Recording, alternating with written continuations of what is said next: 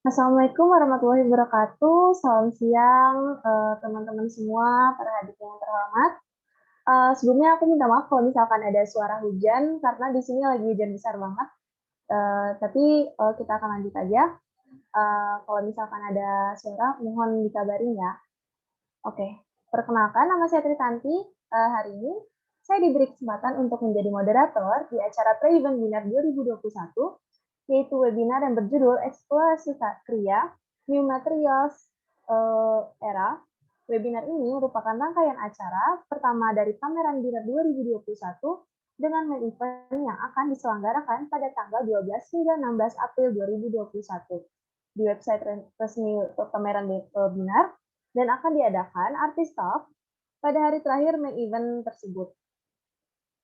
Untuk membuka rangkaian acara Binar 2021, kita akan menyaksikan video sambutan pertama-tama dari Ketua Pelaksana Pameran Binar 2021, yaitu Kak Anya Nadira Amanah, lalu nanti dilanjutkan dengan video sambutan dari yang terhormat Ketua Program Studi Kria, Dr. Gita Winata, dan kegiatan ini akan dibuka oleh yang terhormat Dekan Fakultas Seni Rupa dan Desain, Dr. Andrianto Rikrik Kusmara.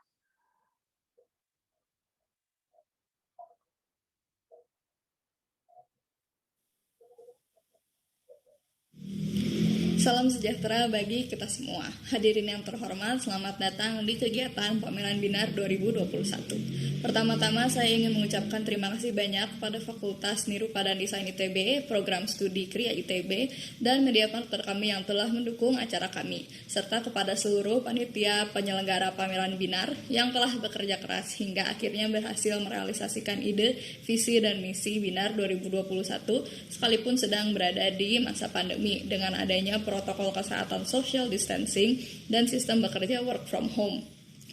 Namun justru keadaan pandemi inilah yang mendorong Binar untuk mencari solusi baru dalam menjadi wadah berkreativitas kita sebagai mahasiswa dan mahasiswi Kria. Binar merupakan pameran tahunan yang diselenggarakan oleh Himpunan Kria Terikat ITB yang bertujuan untuk menjadi wadah berkarya serta menampilkan dan mengenalkan kembali karya Kria ke halayak banyak melalui tema dan bentuk pameran yang berbeda-beda setiap tahunnya. Pada tahun ini, Binar hadir dengan judul Kria bertajuk Eksplorasi, Pengembangan Kreativitas Melalui Sumber Daya Sekitar dan berbentuk pameran dalam jaringan yang diselenggarakan pada situs web resmi Pameran Binar. Melalui Binar 2021 yang diselenggarakan di tengah pandemi ini, kami menantang mahasiswa dan mahasiswi Kria agar melihat dan menggali lebih dalam potensi dirinya untuk dapat memanfaatkan apa yang ada di sekitarnya. Hasilnya, peserta Binar dapat menampilkan eksplorasi dan eksperimen Kria yang unik yang dipengaruhi oleh faktor material, kondisi lingkungan, dan cerita yang diangkat dari eksplorasi tersebut. Dengan diselenggarakannya Pameran Binar 2021, semoga Anda dapat terinspirasi untuk tetap berkarya dan berkreativitas di tengah masa pandemi ini. Selamat mengapresiasi dan menikmati Pameran Binar 2021. Bismillahirrahmanirrahim. Yang saya hormati Bapak Dr. Andrianto Rikrik Kusmara, selaku Dekan Fakultas Seni Rupa dan Desain ITB. Yang saya hormati Wakil Dekan Bidang Akademik dan Wakil Dekan Bidang Sumber Daya FSRD ITB, para dosen, Ketua Panitia serta anggota Binar 2021, para narasumber dan seluruh undangan serta partisipan acara ini. Assalamualaikum warahmatullahi wabarakatuh. Puji syukur kita panjatkan kepada Allah Subhanahu wa Ta'ala atas berkat rahmatnya pada hari ini kita dapat berkumpul dalam keadaan sehat walafiat dalam rangkaian acara Binar 2021 yang diselenggarakan oleh Himpunan Mahasiswa Kria FSRD ITB yang kita kenal dengan nama Terikat. Apresiasi terbaik saya haturkan kepada Bapak, Ibu, serta para mahasiswa semua atas kesediaannya meluangkan waktu untuk menghadiri acara ini. Kegiatan Binar ini merupakan kegiatan tahunan Himpunan Mahasiswa Kria FSRD ITB yang dulu diinisiasi pertama kali sejak tahun 2018. Alhamdulillah terus berproses menjadi semakin baik setiap tahunnya. Program studi Kria sangat mendukung kegiatan Binar ini karena merupakan representasi dari program studi dan keilmuan kriya secara umum, serta kekuatan atau potensi besar yang dimiliki oleh para mahasiswa kriya, FSRD ITB khususnya, yang tercermin dari beragam wujud karya-karya terbaik, hasil studi, eksplorasi, eksperimentasi, serta kreativitas para peserta pameran. Hari ini merupakan awal dari rangkaian acara Binar 2021, yaitu diselenggarakannya webinar dengan mengundang beberapa narasumber yang sangat kompeten di bidangnya, yang nanti pada puncaknya akan diselenggarakan kegiatan inti, yaitu pameran virtual Binar 2021 pada bulan April mendatang. Kami berharap semoga semua rangkaian acara dapat terlaksana dengan lancar dan baik. Kami juga mengharapkan kegiatan ini menjadi ajang peningkatan kualitas para mahasiswa kriya, baik bagi individunya maupun dalam kapasitasnya sebagai calon profesional di masa mendatang dalam komunitasnya. Harapan besar juga kami berharap semoga kegiatan ini dapat menjadi sumber inspirasi dan memberikan manfaat yang besar bagi kemaslahatan masyarakat Indonesia maupun global. Akhir kata, saya haturkan banyak terima kasih atas segala partisipasi hadirin semuanya. Dan kepada Bapak Dekan, kami mohon kesediaannya untuk memberikan arahan sekaligus membuka kegiatan ini. Demikian yang dapat saya sampaikan. Assalamualaikum warahmatullahi wabarakatuh.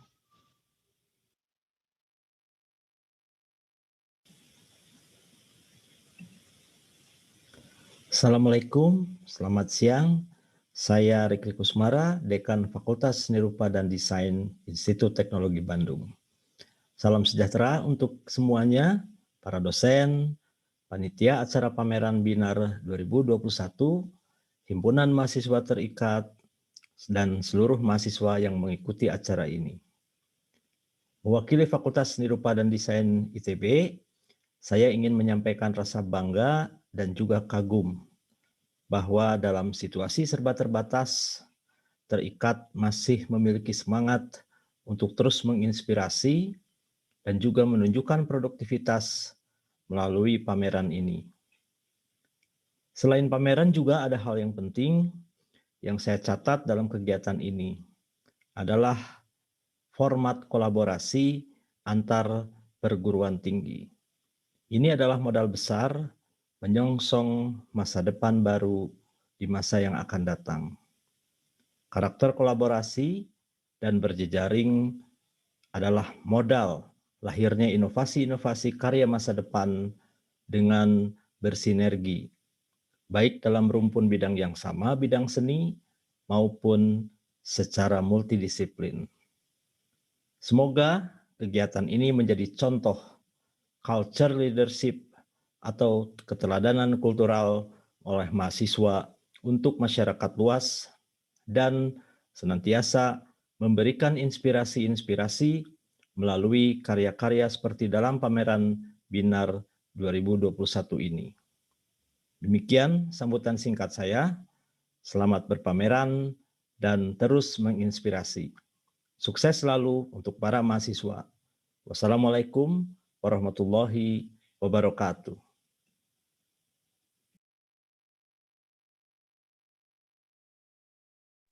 Waalaikumsalam warahmatullahi wabarakatuh. Baik, selanjutnya kami ingin mengucapkan terima kasih banyak kepada media partner yang telah mendukung acara kami, yaitu Kultur Lokal dan Bandung Connect. Serta terima kasih banyak kepada Upadaya Indonesia dan Playo.id yang telah mensupport acara pre-event kami. Terima kasih juga kepada para pembicara yang telah hadir untuk mendukung keberjalanan acara pre-event kami. Nah, selanjutnya akan ada pemaparan dari narasumber yang telah hadir pada hari ini. Saya ingin menginfokan kepada para peserta webinar bahwa di akhir kegiatan akan ada sesi tanya-jawab. Namun bagi yang ingin bertanya mengenai materi yang dipaparkan, dapat langsung menuliskan pertanyaannya di kolom Q&A di aplikasi Zoom ini di bawah. Dan pembicara akan menjawab pertanyaan di sesi tanya-jawab nanti. Oke, untuk pembicara pertama di sini ada Kak Alvinska Oktaviana. Sebelumnya aku mau ngebacain profilnya dulu. Halo Kak Alvinska. Selamat teman-teman, selamat siang ya.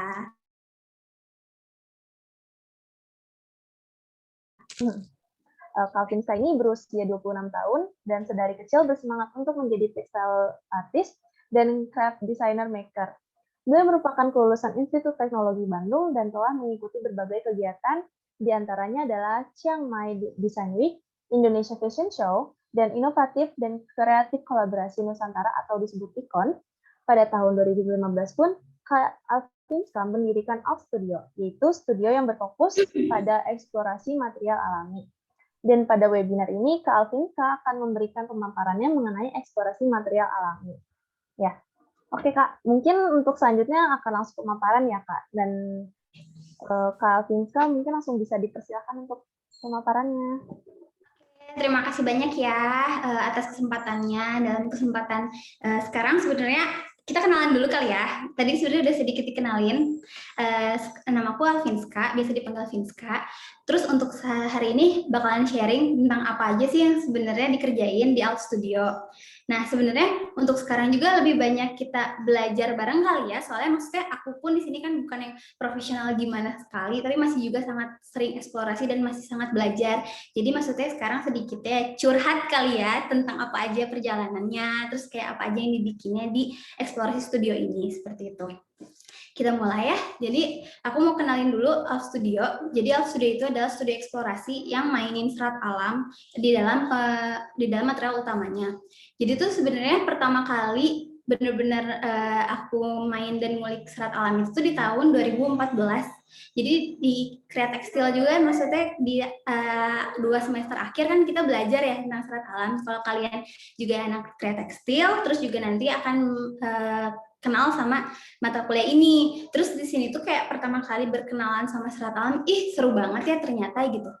Terus udah gitu bener-bener kayak belajar eksplorasi dari kulit kayu. Sebenarnya serat alam yang pertama kali aku suka sebenarnya kulit kayu, tapi di sana juga kan akhirnya belajar eksplor yang lain juga, ada serat nanas, terus ada pisang dan eceng gondok sebenarnya yang diolah waktu itu di 2014. Terus pada saat di tahun itu tuh kayak pada saat studio kayak kok teman-teman banyak banget ya yang malah serat alam ini juga, tapi kebanyakan yang malah tuh malah menjadikan serat alam ini kebanyakannya untuk fashion aja gitu kan. Memang itu teman-teman tuh kebanyakan di angkatan aku tuh perempuan semua, dan kayaknya memang untuk ngegarap si serat alam ini semua berminatnya dan outputnya akhirnya bikin fashion.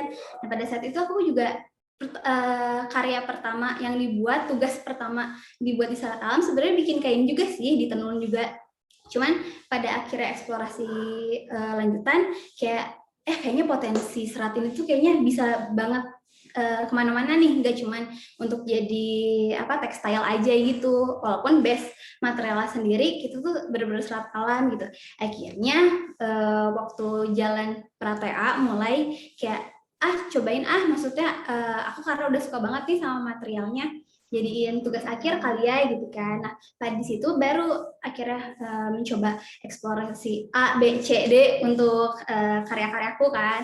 Nah tapi karena memang waktu itu tuh aku kan sebenarnya basicnya juga di Kreat Tekstil itu sebenarnya memang suka fashion juga. Terus kayaknya mungkin emang dari tugas pertama masuk Kreat tuh semua tugas yang aku buat kayaknya berhubungan sama fashion. Jadi kayak pada akhirnya aku bikin sesuatu yang memang bukan untuk dipakai juga, tapi kayak ngerasanya harus ada benang merahnya nih sama fashion. Jadi makanya kenapa akhirnya aku juga mencoba membuat lampu, tapi si bentuknya tetap fashion. Jadi kayak bikin manekin 1:1 manusia, tapi tetap menggunakan serat alam, tapi nggak pengen tenun, nggak pengen lagi untuk cuman sebagai bahan pakai sehari-hari kayak gitu-gitu. Jadi kayak sebenarnya bisa nih unik banget dieksplorasi serat alam tuh untuk hal yang lain. Nah salah satunya adalah ternyata teknik pembuatan kertas dari serat alam ini. Aku membedakan serat alam yang kertas dibuat di kertas ini untuk lampu dibanding kertas-kertas pada umumnya gitu. Nah di sini juga pada saat aku eksplorasi sebelum menjadi lampu kan eksplorasi kecil-kecil dulu kan, banyak banget lah, ada yang di flocking kertasnya, di foil dan segala macam. Terus juga aku cobain pakai paper screen making gitu kan. Nah pas aku bikin ternyata dari beragam-beragam serat kulit kayu, serat kulit pisang, serat pisang, nanas yang gitu-gitu semua yang aku coba eksplorasi ternyata membentuk karakter yang berbeda-beda tiap jenis seratnya. Jadi itu yang bikin unik. Terus kayak yang uniknya lagi juga kayak kalau misalnya dia tidak terkena cahaya matahari tuh dia bisa polos aja gitu kayak kertas. Cuman pada saat dikenain cahaya dia keluar banget semua karakter seratnya. Jadi kayak wah ini pasti cocok dan bagus banget ya dijadiin lampu. Terus juga waktu itu di temen di angkatan aku itu tuh kayak belum ada yang banyak nge-explore ini kertas, apalagi mungkin di Kria dulu kita belajar serat alam dan tekstil, tapi nggak banyak mengolah kertas pada saat itu gitu. Terus kayak aku menemukan salah satu keunikan cara teknik baru untuk mengolah serat alam ini kan. Nah, ini tugas akhir aku sebenarnya. Jadi Al Studio juga sebenarnya berawal banget dari tugas-tugas serat alam dan tugas akhir. Jadi aku jadiin ini. Boleh di next ya.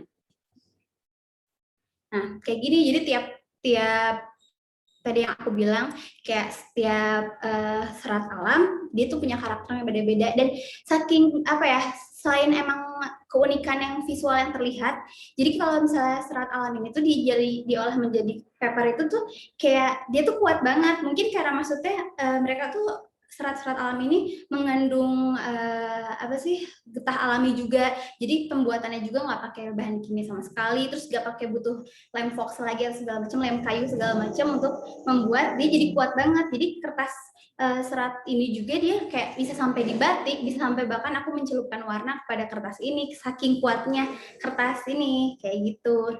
Nah, akhirnya aku mengembangkan lagi nih pas waktu tugas akhir tuh kayak selain eksplorasi dan bener-bener ciptain lagi karakter, bisa diulik lagi, bisa jadi apa lagi ya untuk mengeluarkan karakter dan visual estetisnya itu dan motif-motifnya itu. Kayak akhirnya aku juga mencoba cari tahu lagi, apalagi waktu tugas akhir kan harus banyak eksplorasi dan ini ya kayak apa sih namanya, banyak research kan. Nah, akhirnya waktu itu tuh aku cuman kenal membuat kertas tuh pakai paper screen kan, yang cetak saring. Jadi pakai kayak screen sablon gitulah. Kalau anak-anak kreatif tuh udah familiar banget ya sama screen sablon. Tapi yang membedakan screen untuk paper ini di pori-porinya. Jadi ada pori-pori saringnya, dia itu berbeda dengan ukuran partikel-partikel pada sablon gitu. Nah, pada saat itu aku cuman kenal cara membuat kertas pakai paper screen. Nah, sampai akhirnya pada saat aku riset lebih jauh, aku mengenal teknik yang lain lagi untuk membuat kertas. Boleh di next ya. Next aja. Nah, ini yang tadi aku bilang kan. Jadi kayak untuk yang pertama itu untuk membuat serat kulit kayu dan pisang dan lain-lain itu, kita untuk pakai paper screen itu kita butuh membuburkan dulu kulit kayu dan serat-serat alam lainnya itu untuk menjadi kayak, kalau misalnya kalian pernah mencoba belajar membuat kertas juga pasti akan apa ya, basicnya itu ngebuburin dulu lah. Jadi kayak harus mencacah si seratnya menjadi butiran-butiran bulir-bulir dari kertas buat disaring gitu kan. Nah, ini juga caranya. Tapi yang membedakannya itu kalau kita kalau kita ngedaur ulang kertas kayak HVS, terus kayak misalnya koran-koran bekas, kayak beberapa praktek yang mungkin kita pernah lakukan dulu waktu SD atau SMP, mungkin pernah aku juga belajar kan waktu SMP gitu. Tapi daur ulang kertas itu tuh kayak si kertas-kertas bekasnya tersebut kayak kita tuh harus direbus dulu lah pakai soda api, harus pakai diputihin, harus pakai bahan kimia juga. Pas waktu proses kita ngecacahnya lagi itu harus membutuhkan lem kayu biar mereka tuh si kertasnya, si buliran itu akan nempel dengan sempurna saat dicetak kan sebetulnya. Nah, yang membedakan dengan serat alam ini kayak itu bisa benar-benar ramah lingkungan. Sebenarnya aku tuh membuat proses ini juga sebenarnya bisa aja sih pakai kimia untuk lebih cepatnya, tapi karena untuk Al Studio sendiri kita tuh sama sekali nggak pengen banget ada proses kimia gitu di dalamnya. Jadi pada saat membuat bubur kertas untuk dicacah, sebelum kita masukin ke bak saringnya itu, kita tuh si seratnya tersebut juga kita fermentasikan dulu. Jadi bisa benar-benar kita dibusukin dulu lah, kayak paling sebentar 3 hari gitu sampai bau banget, itu kayak harus benar-benar sampai busuk banget. Terus kita serat yang bagusnya kita baru ambil. Nah, yang ini dan setelah udah proses perendaman dan pembusukan itu kan mereka seratnya ini jadi lunak kan. Nah, itu tuh bisa gampang dicacahnya gunain blender aja gitu. Tapi benar-benar nggak ada proses kimia di dalamnya. Cuman kayak emang bau aja gitu kan. Tapi pada saat udah proses pembusukan, terus akhirnya ditumbuk-tumbuk lagi, terus dicacah, baru kita masukkan ke dalam bak untuk penyaringannya. Terus ini juga sebenarnya di gambar yang sebelah kanan ini, kanan bawah ini, kenapa sih bisa bermotif Kak? Kalau ini sebenarnya tekniknya pakai akrilik aja sih, jadi aku pakai cetakan akrilik untuk membuat motif seperti ini. Jadi kayak kalau misalnya mau bikin polosan kan kita bisa pakai paper screen-nya aja kan, tapi kalau misalnya mau bikin pakai yang bermotif-motif gini, kita bisa bikin motifnya by kita bikin cetakan sendiri gitu sebenarnya untuk membuat pattern seperti ini. Boleh di next. Nah, ini yang tadi aku bilang, aku tadi ceritakan kayak pas mengenal banget serat ini, saat eksplorasi lagi, terus riset lebih jauh, ternyata aku juga mengenal salah satu teknik yang bukan cuman paper screen, pakai teknik saring tadi, bukan cetak saring aja, tapi itu aku kenalan nih sama daluang. Sebenarnya aku kenalan sama daluang bahkan sebenarnya setelah lulus. Jadi sebelum lulus ini pas waktu aku ngejar TA tugas akhir dan mencoba berkenalan sama serat alam, aku belum tahu tuh apa sih daluang, nggak ngerti juga apaan gitu kan. Tapi karena waktu setelah lulus aku udah mulai kayak pengen fokus di sini karena aku emang suka banget sama serat-serat alam ini, kayak belajar lagi tuh. Pas belajar lagi kayak ketemu nih teknik daluang. Daluang tuh apa sih sebenarnya? Nah, waktu itu tuh aku belajar dari salah satu pengrajin di Garut. Jadi namanya Pak Bambang. Pak Bambang ini tuh kayak sebenarnya dia adalah generasi paling tua di Garut yang masih memproses daluang. Dan surprisingly yang sebenarnya kayak aku juga kaget, kayak aku nggak pernah tahu ternyata daluang itu tradisi Indonesia, tradisi budaya Indonesia pada saat itu gitu, karena sebelumnya memang nggak pernah mempelajari, nggak pernah kenal gitu kan.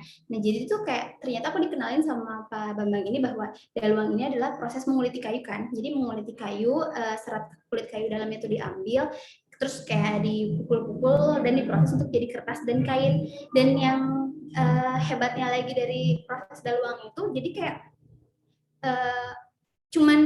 cuman proses penjemuran aja yang membedakan salah satu teknik proses penjemuran itu aja yang bisa bikin yang pengeringannya gitu. Gimana sih, kayak kalau dijemur di papan datar, di bidang datar, di triplex gitu, dia akan berubah menjadi kertas kan, kertas seperti ini. Aku punya contohnya.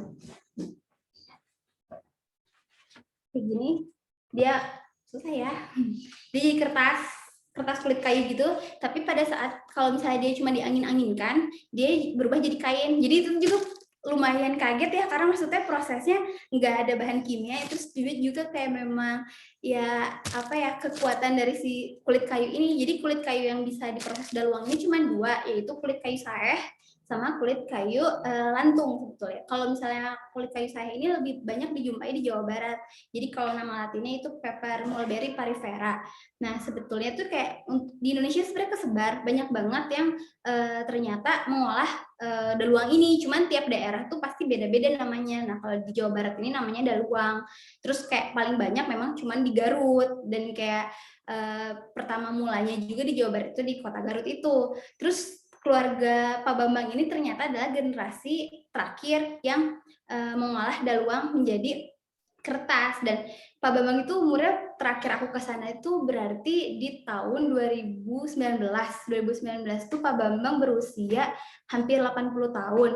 Terus kayak udah mulai sakit-sakitan. Aku inget banget pertama kali aku ke sana di tahun 2015 tuh Pak Bambang tuh masih sehat ya, masih maksudnya bisa memproses.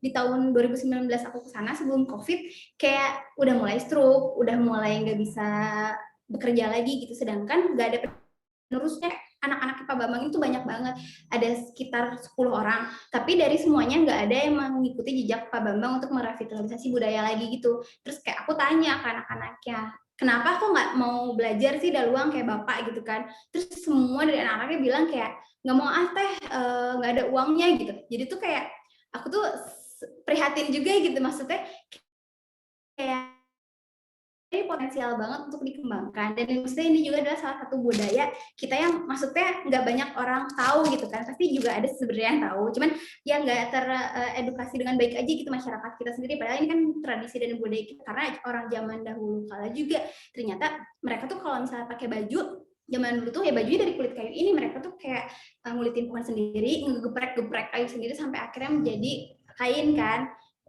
Terus mereka juga dulu tuh kalau misalnya orang zaman dulu kayak tuker-tukeran surat, atau maksudnya juga kayak mau bikin ada kalian kalau misalnya mau jalan-jalan ke Candi Cangkuang di Garut, terus kayak ada apa sih namanya berkas-berkas zaman dulunya, terus kayak tulisan sekertas segala macam, mereka tuh semua menggunakan kertas daluang ini gitu kan. Terus juga kayak di Bali juga sebenarnya ada, tapi kalau di Bali itu namanya bukan daluang, dan apa sih fungsi untuk kertas ini sendiri pun beda. Kalau di Bali untuk membakar jenazah dan upacara, biasanya upacara adat untuk kertas daluang itu.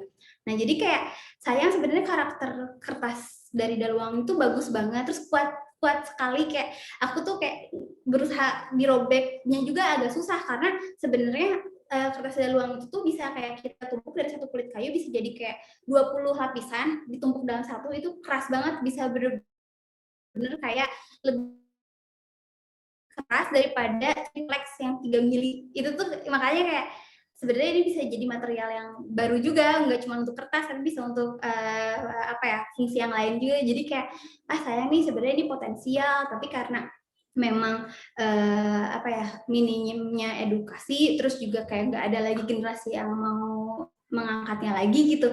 Kayak sayang nih, kayak soalnya setelah Pak Bambang mungkin suatu hari nggak ada lagi gitu, ya udah gitu mati aja di Garut, dan di Garut tuh udah nggak ada lagi, padahal semua dulu tuh di Garut kayak hampir mata pencaharian orang-orang juga, maksudnya semua tuh beraktivitasnya ya ini ngulitin kulit kayu. Terus yang sedihnya lagi, dulu tuh waktu aku pertama kali belajar daluang kan masih banyak ya kebun si pohon saya ini, sekarang tuh udah nggak ada gitu. Jadi kayak sempat waktu itu longsor hilang, tapi nggak ada lagi yang nanam lagi gitu kan. Nah sekarang tuh kalau aku juga misalnya studio mau ngambil kulit kayu dan mau ngambil si serat kayunya sendiri tuh harus ngambil ke Soreang, bukan lagi di Garut. Dan kenapa sih di Soreang memang banyak Kak? Sebenarnya tuh kayak di Soreang sedikit, tapi ada satu apa sih yang ngebudidayain kulit kayu ini, namanya Pak Budi ya, salah satunya di Soreang. Dia jadi punya kebun luas banget ya, semua ditanemin si pohon sahe ini. Tapi yang agak mirisnya juga, semakin lama harganya juga mahal. Kayak 1 meter kulit kayu ini tuh harganya bisa cuma 1 meter ya, 1 meter kulit kayu gitu. Dan itu juga nggak akan bisa bikin panjang banget dengan 1 meter. Memang karena sekarang mungkin nggak ada lagi yang budidayain, nggak banyak lagi pohon yang ada, jadi kayak langka gitu, mau nanamnya juga kan apa sih lama gitu, jadi kayak naik terus itu harganya. Jadi kayak kalau misalnya pun dari Alf Studio juga ingin menjual nih, misalnya udah pengen dijual aja gitu kan, jadi susah gitu untuk bikin harganya jadi murah gitu kan. Padahal sebenarnya apa sih namanya, kalau misalnya banyak banget apa ya, banyak banget yang nanam segala macam, terus kayak pohonnya juga banyak, yang kerjanya juga banyak, karena kan kalau misalnya yang ngerjain sendiri itu lama banget bikin apa sih kulit kayu ini, si kertas daluang ini kan. Jadi kayak mungkin hal-hal seperti itu yang membuat kertas jadi mahal, dan kayak orang-orang pasar juga yang mencari kertas pada akhirnya ngelihat terlalu mahal gitu untuk kebutuhan saya. Mungkin kayak orang yang tidak mengerti ya, awam juga masih kan ngeliat kertas tuh kayak oh ini tuh gak ada bedanya gitu, walaupun sebenarnya ya pasti banyak gitu bedanya secara kualitas dan secara tekstur segala macam juga banyak. Tapi kan sebenarnya ya untuk di masyarakat sekarang gitu, untuk di generasi sekarang nggak banyak juga yang terlalu peduli gitu ya. Kayak aku sering banget, banyak banget gitu yang kayak ada orang-orang misalnya market gitu, pengen mesen kertas ke aku gitu kan, terus aku sudah menjelaskan segala macam, terus sudah ngeliatin kertasnya, mereka tuh tetap berpikiran ternyata mahal banget gitu ya, maksudnya tanpa mereka sebenarnya mengerti proses gitu kan. Terus kayak ini mah padahal sama aja kok, kayaknya kayak kertas yang dijual di Balubur gitu biasanya.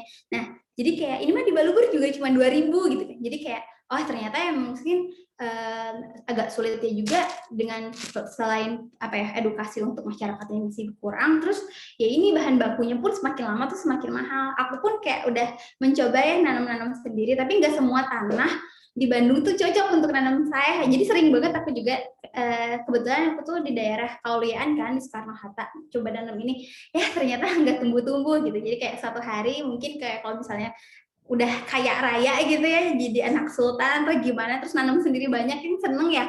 Sekarang tuh masih belum, makanya sayang banget kalau misalnya petani-petani daerah tuh nggak banyak lagi yang menanam ini. Makanya kemarin tuh harus juga terus-terusan ke Pak Budi ini di Soreang, kayak Pak ayo Pak terus dikembangin aja kebunnya gitu kan. Nanti kayak kalau misalnya kita tuh jadi bareng-bareng gitu, nanam modal untuk terus-terusan ngebudidayain si si kayu saya ini, pohon saya ini gitu.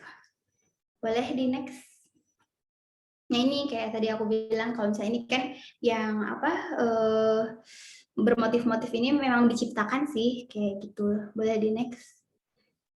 Nah ini juga saking kuatnya di gambar yang pertama di kiri atas ini tuh kertasnya bisa dibatik gitu loh dan tahan panas, hebat juga. Maksudnya aku juga pertama kali nyobain gitu ternyata wah subhanallah ya, ternyata serat-serat alam tuh punya karakteristik sama kekuatan sendiri gitu ya, memang natural aja gitu, kita tuh nggak perlu mencampurkan banyak bahan kimia juga, maksudnya mereka memang sudah spesial dari diciptain Tuhan aja gitu.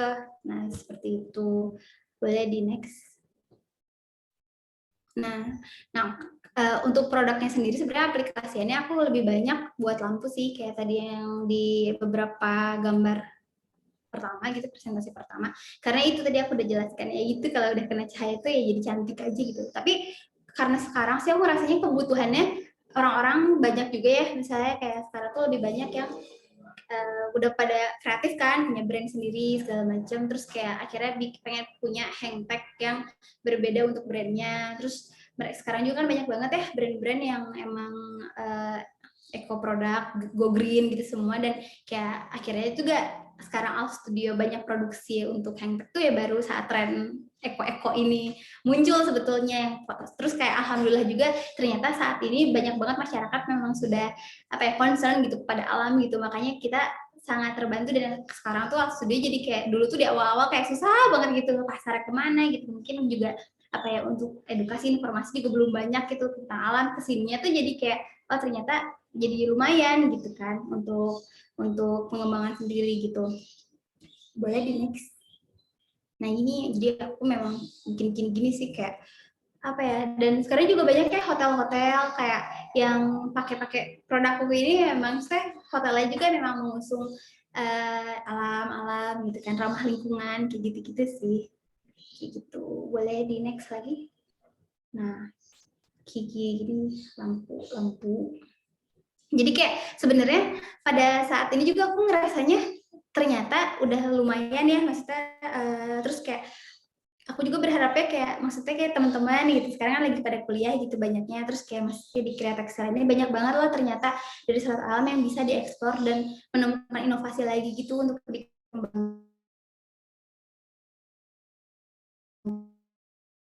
Sekarang aku ngebangun terus-terusan si studio eksplorasi serat alam ini, terus kayak utamanya tetap di kulit kayu tadi, kayak pengen banget gitu suatu hari tuh jadi kayak maksudnya dengan terus-terusan menjual produk-produk yang material si kulit kayu ini, jadinya permintaan pasar jadi banyak. Terus kita juga kayak pengennya sih anak-anak generasi muda kayak tadi anak-anak Pak Bambang atau maksudnya masyarakat sekitar Garut dulu aja gitu, maksudnya sederhana mereka dulu aja kayak mereka mau gitu loh untuk kayak belajar lagi dan luang, ternyata pasarnya ada loh, kayak mereka kan selalu bilang nggak mau teh mending mah aku kerja di salon itu, mending aku ngojek gitu daripada pegang kayak bapak mah nggak ada uangnya segala macam. Makanya kayak pengen banget sih kayak sebenarnya salah satu alasan aku juga terus ada tuh kayak walaupun banyak gitu tantangannya, lebih ke kayak karena siapa tahu gitu suatu hari maksudnya anak-anak muda yang terinformasi dan teredukasi dengan workshop yang suka aku lakukan sama informasi yang kayak gini tuh jadi semangat lagi gitu loh untuk saling sharing, sama kayak ternyata tradisi kita, budaya kita bagus banget, dan kayak sebenarnya potensi alam kita tuh besar banget nih, banyak banget yang bisa diolah gitu kan. Nah jadi kayak untuk nggak lagi gitu bikin stigma anak-anak di daerah gitu, kayak tadi anak Bambang gitu bilang ini nggak ada uangnya, padahal sebenarnya bisa gitu, ini potensial banget soalnya jarang juga, dan kayak lokal banget gitu, Indonesia banget gitu kan, semua tuh udah disediain banget gitu loh sama alam kita gitu di negara kita sendiri gitu. Boleh di next. Nah ini pas setelah aku udah cobain kan mengolah daluang terus mengolah paper screen pakai cetak saring aku tuh ngerasa kayak sebenarnya apalagi kayak daluang tadi sebenarnya bisa tebal triplex itu kan keren banget ya menurutku, dengan beberapa lapis. Memang sih lapisannya itu bisa sampai 10 sampai 20 lapis sampai dia harus jadi kuat banget gitu kan, bisa jadi keras banget. Aku mikir sebenarnya kayaknya mungkin untuk menjadi material yang apa ya, yang bisa bermanfaat untuk produk lain selain cuma untuk lampu, selain untuk kertas biasa doang gitu, kayaknya bisa gitu.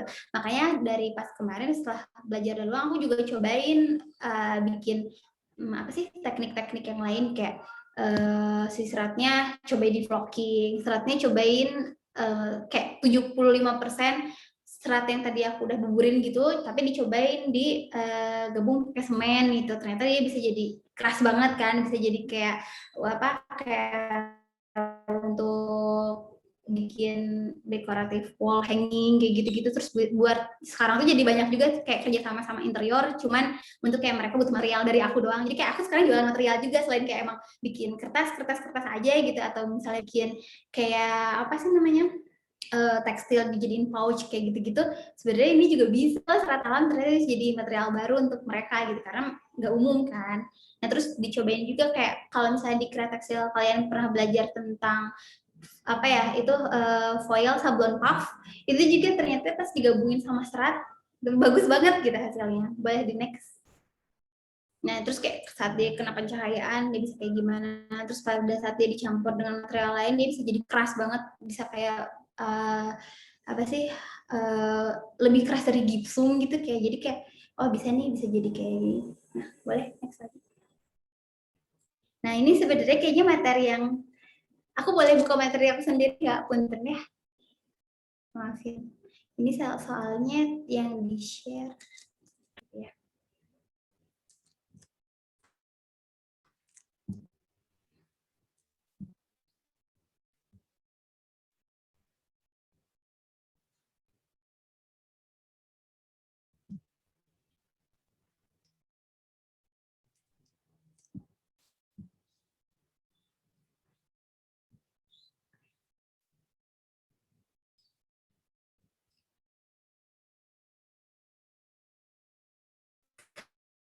Buka nggak share screen aku?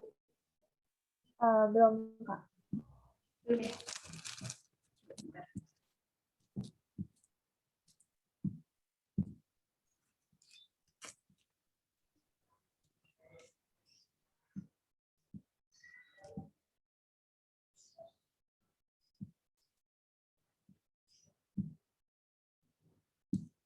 Kayaknya gangguan. Tapi yaudah, pokoknya kita terusin lagi tadi yang barusan.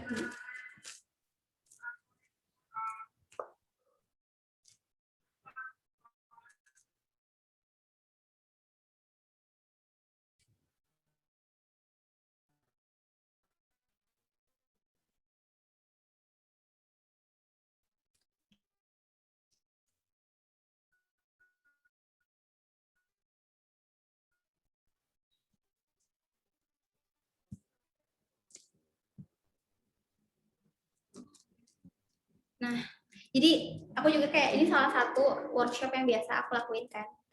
Jadi kayak sebenarnya studio sekarang lebih banyak workshopnya dibanding kayak kalau misalnya jualan kertas tuh sebenarnya jarang kan kayak. Tapi kalau misalnya emang mau beli ya bisa aja, tapi biasanya kita lebih banyak workshop. Nah sebenarnya ini salah satu materi yang biasa kita lakukan kan. Nah jadi bikinnya art paper, terus kayak kita bisa bikin kayak papernya kayak dibuat flower di antara kertas gitu. Jadi kayak biar apa ya, kayak anak-anak muda sekarang juga seneng aja gitu ngerjain kan. Kayak kalau misalnya cuman bikin paper series kan cuma paper aja gitu, kayak kurang menarik. Makanya ini juga salah satu workshop yang biasa dilakuin gitu, bikin dry flower sama ngewarnain. Sebenarnya kayak ngewarnain kertas juga kita biasanya lakuin tuh tapi pakai pewarna alam, jadi nggak pakai pewarna kain atau pewarna kertas biasa kayak gitu biasanya kalau studio sendiri. Jadi gitu deh ceritanya untuk All Studio. Makasih ya teman-teman. Sekian.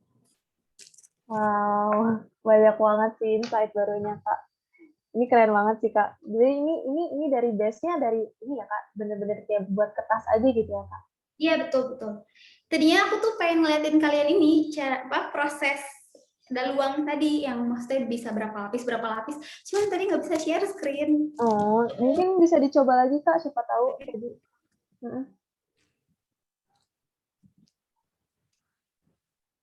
Nah, udah kebuka.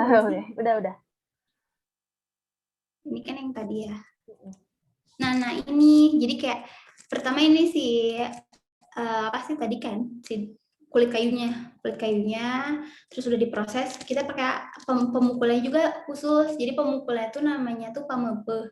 Dia itu harus logam dan beralur. Jadi si logam bawahnya tuh dia harus ada alur teksturnya. Jadi kalau misalnya cuman logam polosan dia nggak akan berpengaruh di kertasnya. Terus kalian tahu nggak sih kayak logam pemukul daging tuh biasanya banyak gerigi-gerigi di bawahnya. Nah yang kayak gitu biasanya. Terus setelah itu tuh kayak setelah dikuliti pohonnya, si kulit kayu yang coklatnya ini kan diambil nih yang bagian hijau-hijaunya ini juga kan karena getah-getahnya ini juga banyak titik-titik dari mata kayunya. Terus ya tadi dipukulin, jadi digeprek banget sampai satu lapisan dia akan bolong-bolong. Ini satu lapis.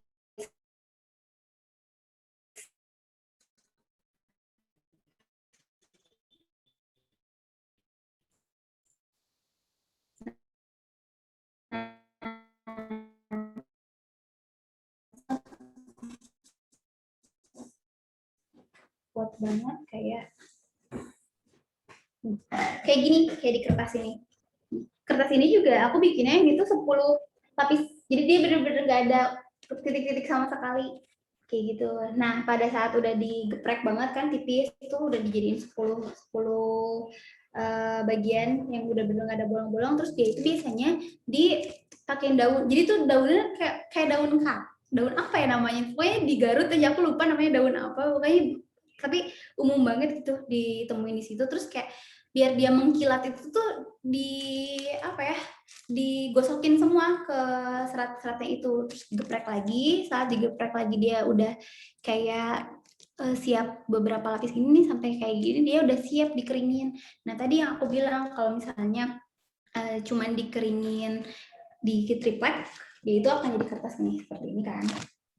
Jadi kalau misalnya dia angin dia jadi kain kayak gitu. Jadi kayak wah ini sesuatu yang menurut aku pas waktu itu ketemu ini tuh kayak menyenangkan banget gitu.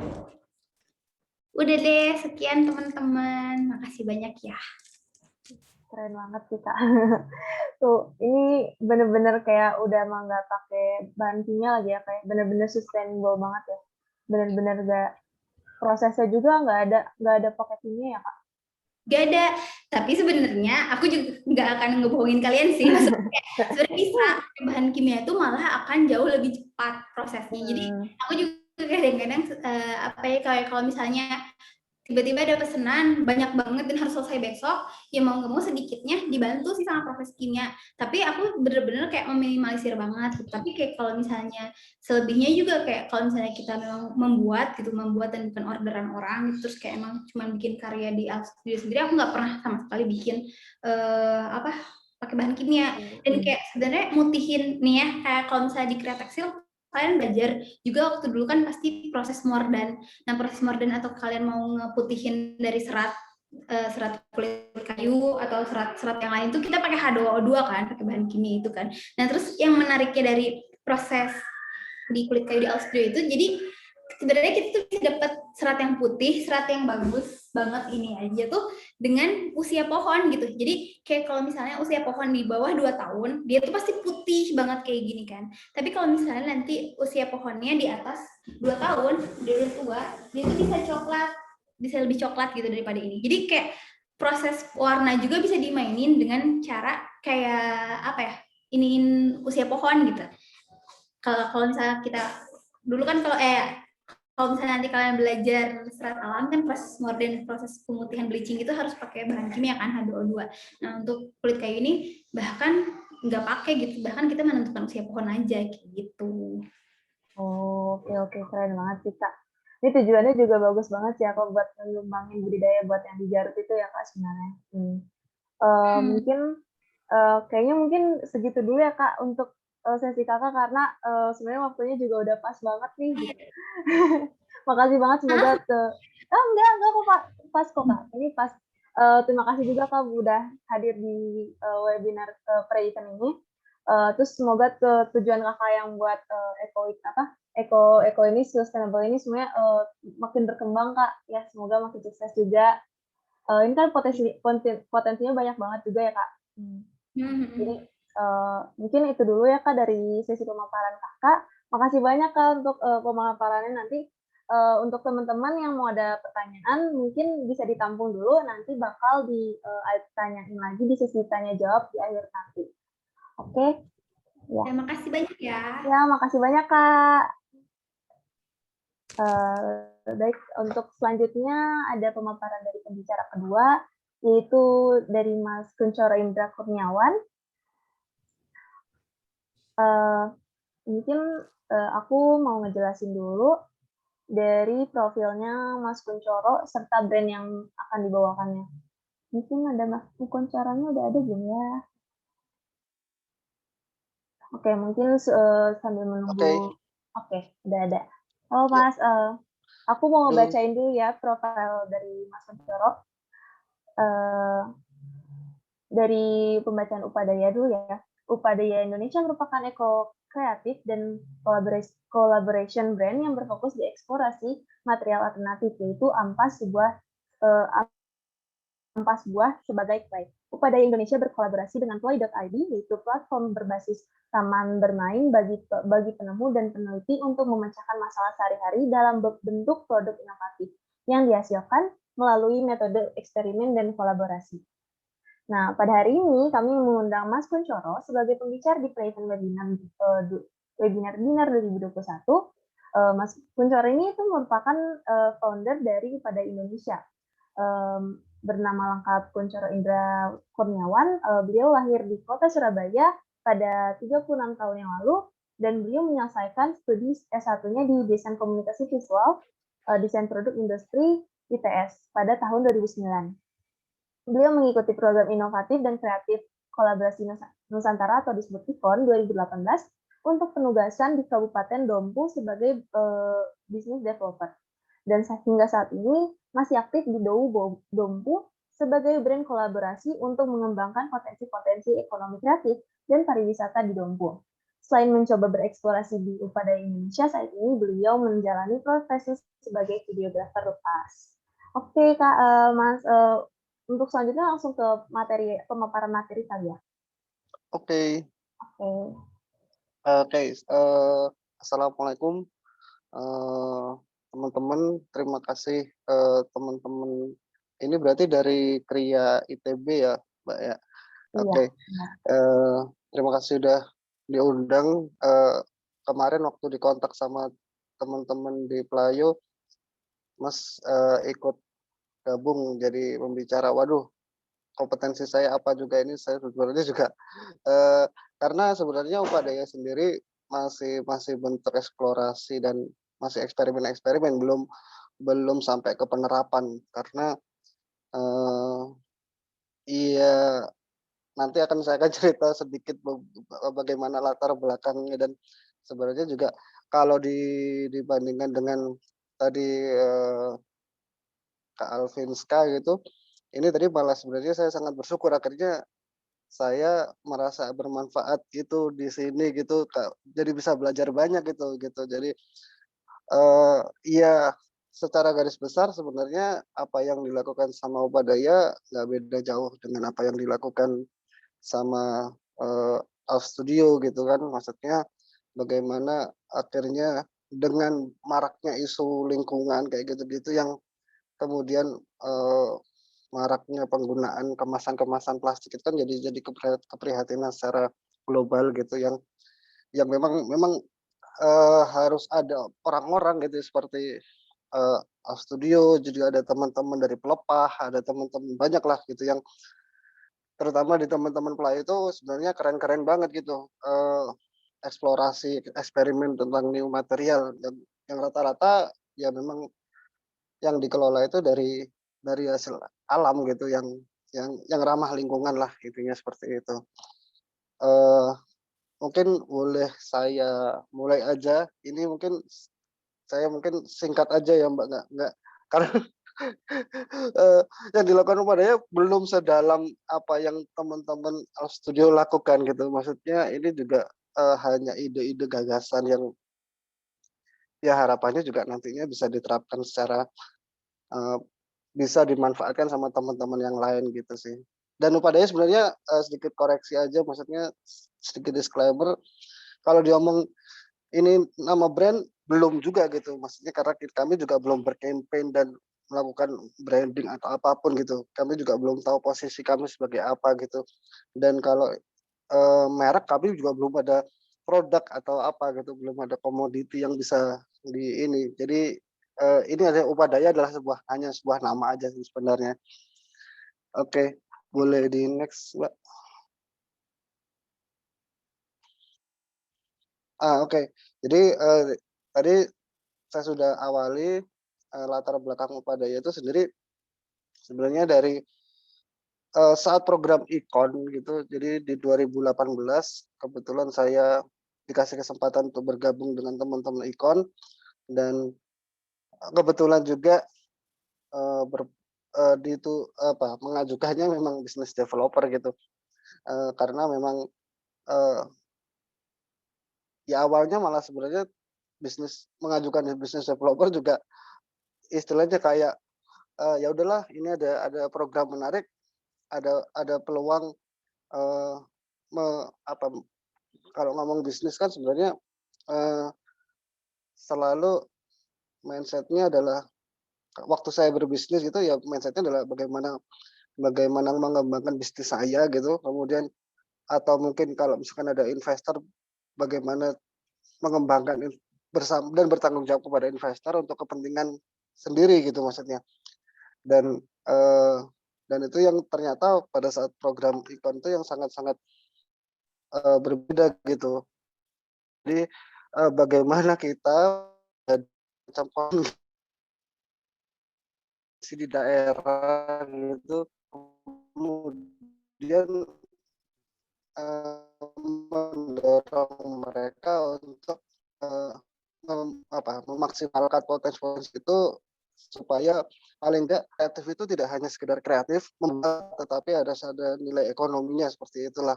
Makanya mungkin kenapa akhirnya ada bidang bisnis developer dilakukan gitu. Salah satunya ya apa yang dilakukan dengan Upadaya itu sendiri, yang intinya sebenarnya bahan baku dari Upadaya sendiri lebih bereksplorasi ke material sampah organik gitu.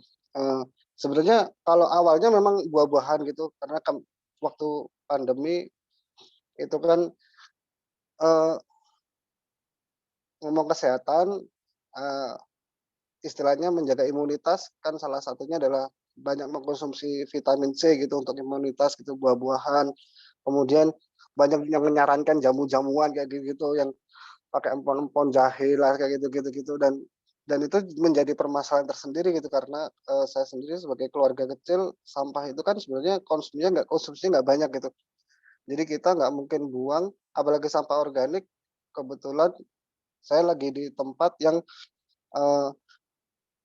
kalau punya rumah yang bertanah gitu, mungkin kita bisa mengolah menjadi kompos gitu dan sebagainya gitu. Cuma saya lagi ada keterbatasan itu, jadi tidak ada tanah, tidak apa, jadi kemudian sampah itu karena nunggu penuh, sampah organik ini kan mengundang ini lalat, kemudian kutu, jentik-jentik dan lain sebagainya, itu mengganggu gitu.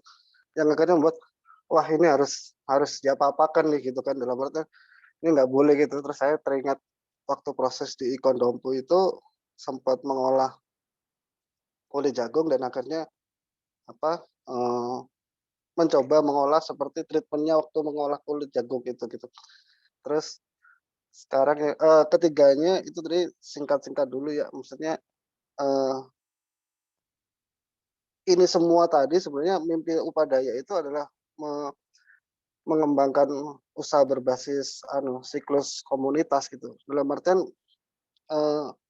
gimana gitu, dalam artian menciptakan treatment produksi yang sesederhana mungkin gitu, yang kemudian bisa diterapkan sama teman-teman banyak gitu.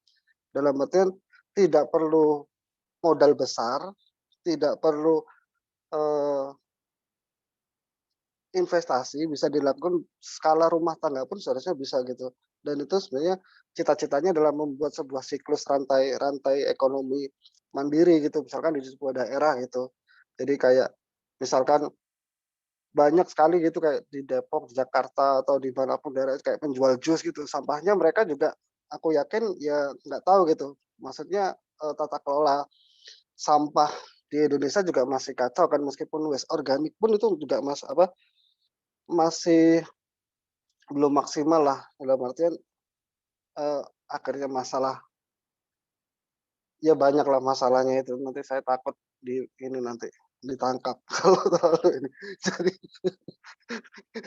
terus, supaya itu tadi, jadi, kayak penjual jus, penjual apa, kayak jahe, susu jahe, kayak gitu-gitu, itu kan sebenarnya sampah-sampahnya bisa dikolek gitu, yang bisa dilakukan mungkin oleh komunitas-komunitas pemuda, kemudian kita olah bersama-sama, kemudian didistribusikannya juga, diproduksinya juga sesuai minat pemuda-pemuda itu gitu. Jadi produk-produknya juga, produk-produk yang sederhana, yang, mudah diterapkan, kemudian, eee, apa namanya, eee, tidak butuh modal besar gitu, tapi ada nilai jualnya gitu. Makanya saya lebih ininya kepikirannya sih itu adalah produk-produk fungsional gitu, apa, kayak aksesoris, home decor, kayak gitu-gitu yang tapi itu mungkin saya perlu belajar-belajar di Elf Studio kelihatannya. Saya harus harus harus harus anu ini, kursus mungkin nanti nggak tahu apakah saya dikasih kesempatan untuk belajar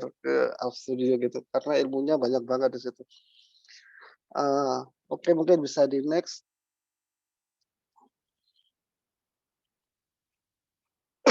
Jadi waktu itu sedikit cerita aja flashback. Jadi di IKON 2018 itu, jadi ini penjelasan, sedikit lebih detailnya, di Dompo itu terkenal dengan jagung. Pemerintahnya lagi prioritasnya jagung, semua jagungisasi gitu kita ngomongnya gitu. Eee, Pohon apa, hutan-hutan ditebangin, nggak tahu juga itu. Eee, Pokoknya jadi jagung gitu. Ya itu menjadi permasalahan sendiri gitu, tapi ada permasalahan yang sebenarnya kayak, ketika mereka pasca panen, kulit jagung itu seperti di gambar itu menumpuk, bergunung-gunung kalau lagi musim pasca panen bergunung-gunung. Dan itu bisa diserap mungkin sama fungsinya itu kan bisa dijadikan sebagai pakan ternak gitu. Itu mungkin nggak sampai seperempatnya, dijadikan apa, diserap sama petani untuk dijadikan pakan ternak gitu. Karena di Dompu sendiri bертernaknya itu sistem, ternak lepas liar gitu, yang mereka cari dilepasin di savana kayak gitu-gitu. Dan itu kebanyakan dibakar gitu. Kan sayang gitu, yang pertama polusi, kemudian ini daripada dibuang harusnya bisa diolah kembali yang sebenarnya bisa punya nilai ekonomi gitu. Terus, eee, ada permasalahan lain bahwa karena euforia apa, pemerintah yang menggembor-gemborkan tentang tanam jagung gitu. Jadi para petani rata-rata mengekspansi, ya itu tadi, akhirnya mengekspansi lahannya secara gede-gedean gitu. Hutan dibabatin, semua dibabatin. Jadi hampir bukit-bukit, gunung, bahkan di kaki Gunung Tambora yang indah itu sudah dimasukin sama jagungisasi ini gitu. Itu kan menjadi keprihatinan tersendiri. Makanya waktu itu kita terpikir untuk gimana sih, caranya supaya kulit jagung ini pikiran sederhananya adalah jangan sampai petani-petani ini karena ingin meraup keuntungan mendapatkan ekonomi finansial sebesar-besarnya, kemudian langkahnya adalah ekspansi gitu, meluaskan lahan gitu. Ya jangan gitu, ada fungsi-fungsi ekosistem sendiri yang memang harus dijaga keseimbangannya. Dari situ akhirnya kita kepikiran gitu, mengolah kulit jagung. Mungkin bisa di next dulu.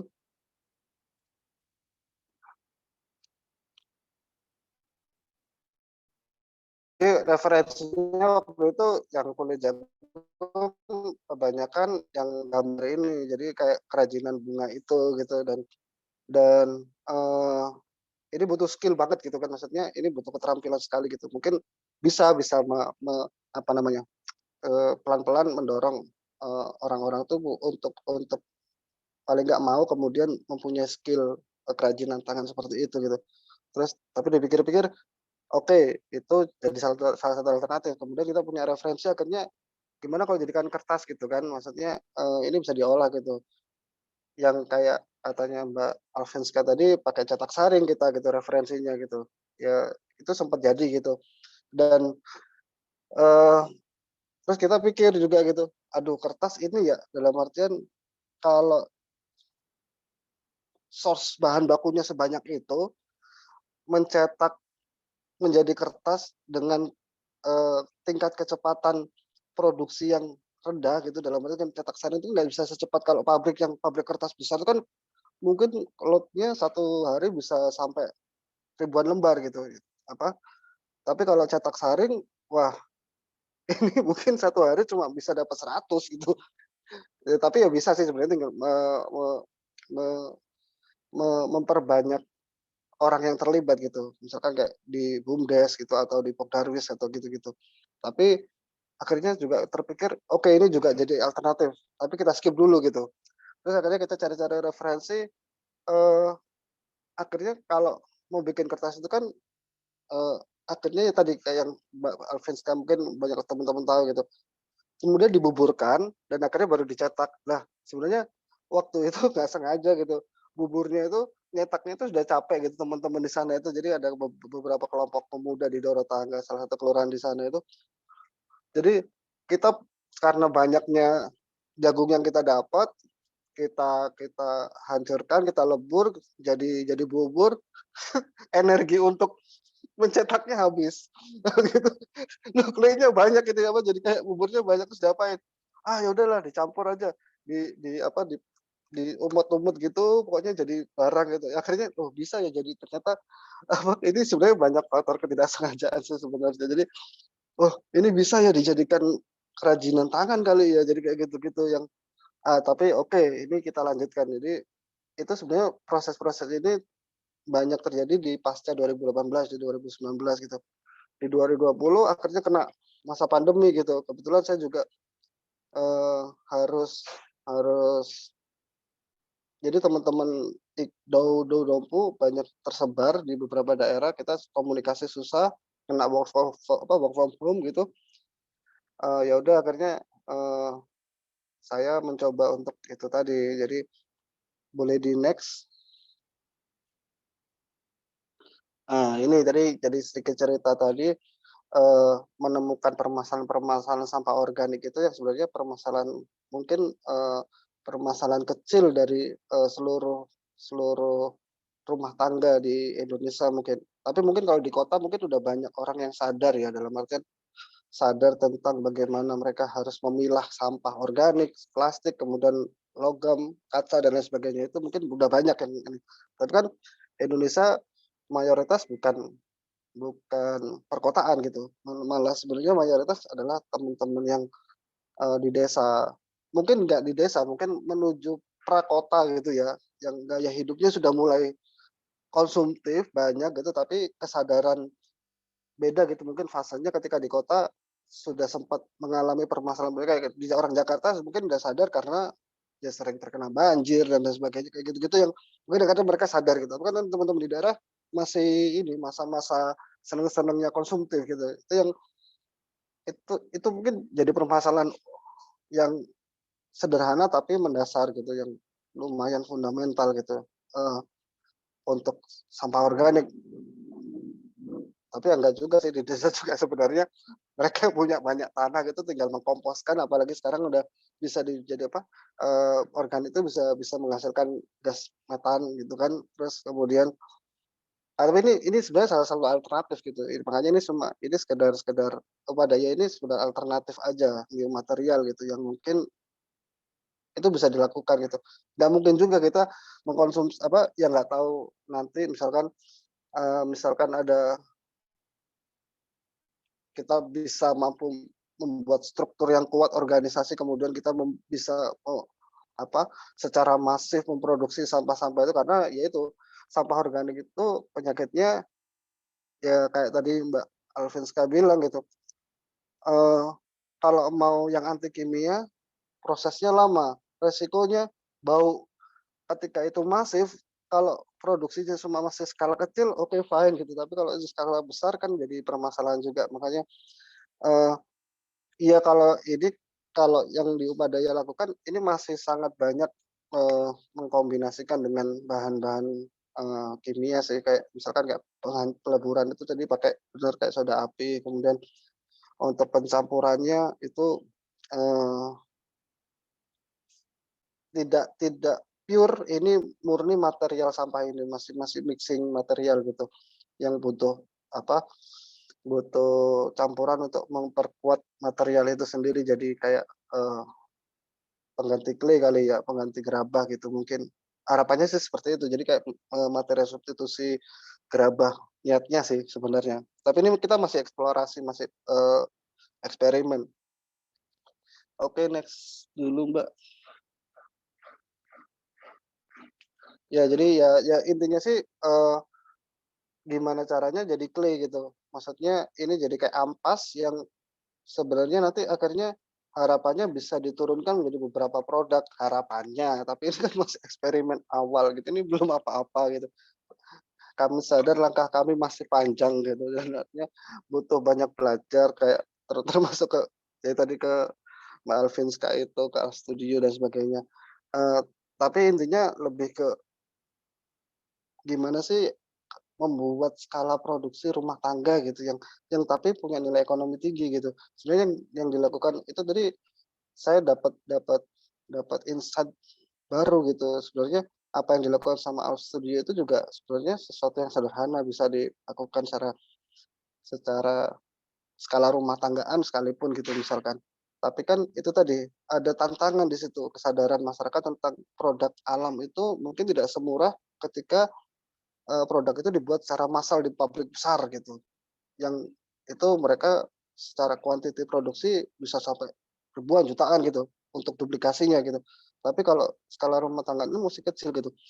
Tapi ya itu kesadaran bagaimana kita berkontribusi baik sebagai pembuat ataupun sebagai pembeli konsumennya gitu.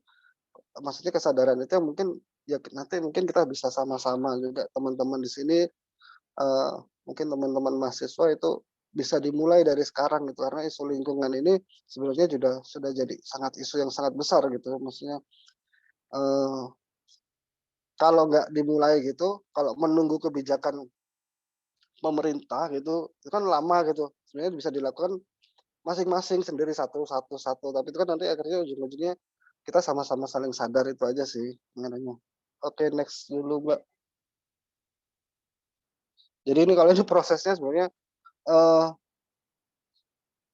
mungkin tadi referensi dari pemaparan Mbak Alvinska lebih komprehensif dibandingkan yang ini gitu. Ini saya juga, ini secara sederhana mungkin secara kerjanya hampir sama sih sebenarnya. Sampah kemudian dibuburkan jadi basah gitu, kemudian diolah menjadi adonan clay. Jadi mungkin itu tadi ada pengolahan adonan menjadi clay. Jadi kalau secara material hampir mendekati sudah karakternya seperti gerabah sebenarnya. Cuma masih banyak kekurangan. Jadi kayak kayak karena ini organik, jadi ketika kering itu masih sangat mudah untuk berjamur. Jadi itu tantangan-tantangan yang pasti harus diselesaikan kayak gitu-gitu. Terus secara kekuatan karena masih ketergantungan dengan bahan-bahan kimia, kayak misalkan saya pakai kapur untuk perekatnya, untuk memperkuat selain serat-serat itu sendiri gitu. Itu tapi masih sangat sudah kuat kalau istilahnya saya bikin kayak pot gerabah gitu untuk tanaman itu tidak mudah pecah gitu, malah sebenarnya lebih kuat daripada gerabah gitu. Gerabah kalau mungkin dijatuhkan dari atas ke bawah gitu dia kan pecah gitu. Tapi kalau yang materialnya yang terakhir kali saya coba itu sudah sudah nggak pecah. Dalam artian lumayan kuat. Tapi itu tadi kelemahannya lebih ke karena ini mungkin material organik. Jadi ketika sampah itu apakah perlu benar-benar dimatikan organiknya gitu? Maksudnya nggak tahu sih. Saya teorinya. Saya bukan orang kimia, bukan orang kimia, bukan orang biologi gitu kan, dalam artian nggak paham, ini baru coba-coba aja. Jadi masih, permasalahan utamanya di jamur sih. Jadi sangat gampang menjamur. Tapi sebenarnya kalau ada beberapa yang di akhir itu saya finishing pakai pakai apa, eee, cat gitu, sebenarnya saya nggak pengen gitu. Tapi pengen tahu aja sih sebenarnya kan kalau dilapisi, di-coating sama cat, sama yang bahan kimia itu kayak gimana. Ya memang lebih tahan lama gitu. Itu tapi mungkin itu solusi terakhir lah, tapi itu mungkin bisa jadi alternatif, pengembangan diversifikasi produk gitu aja sih. Terus kemudian proses pencetakannya juga sederhana gitu. Sebenarnya kalau mengejar model yang diinginkan, sekarang teknologi 3D printing itu bisa dijadikan sebagai modal untuk kita membuat mastering gitu kan. Karena bentuknya macam-macam. Cuma karena income saya di sekarang ini lagi banyak keterbatasan gitu, kemarin bikinnya pakai clay gitu, pakai gerabah itu yang saya bentuk-bentuk, dan saya juga bukan orang gerabah murni gitu, maksudnya bukan pengrajin gerabah, jadi bentukannya masih, pletot-pletot gitu yang tidak simetris sama sekali maksudnya. Jadi ini masih karena ini masih coba-coba gitu. Dan akhirnya ya udah dikeringkan tapi mungkin tidak seperti gerabah yang sampai di suhu tinggi banget gitu. Ini cukup cukup cukup dikeringkan di matahari atau dibiarkan aja gitu, itu sudah lumayan lumayan, membentuk lah dalam hal tapi tidak bisa ini kemarin sempat nyoba supaya kalau nunggu kering lama gitu, kalau nunggu matahari lama gitu. Saya coba ini bener-bener saya tuh memaksimalkan alat rumah tangga peralatan rumah tangga yang ada aja gitu. Maksudnya saya coba keringkan pakai hair dryer, itu malah gampang pecah gitu. Mungkin karena butuh proses mereka untuk saling mengikat ya, itu yang mungkin jadi catatan nanti, kalau mau eksperimen selanjutnya, itu kayak gitu. Terus mungkin bisa di next.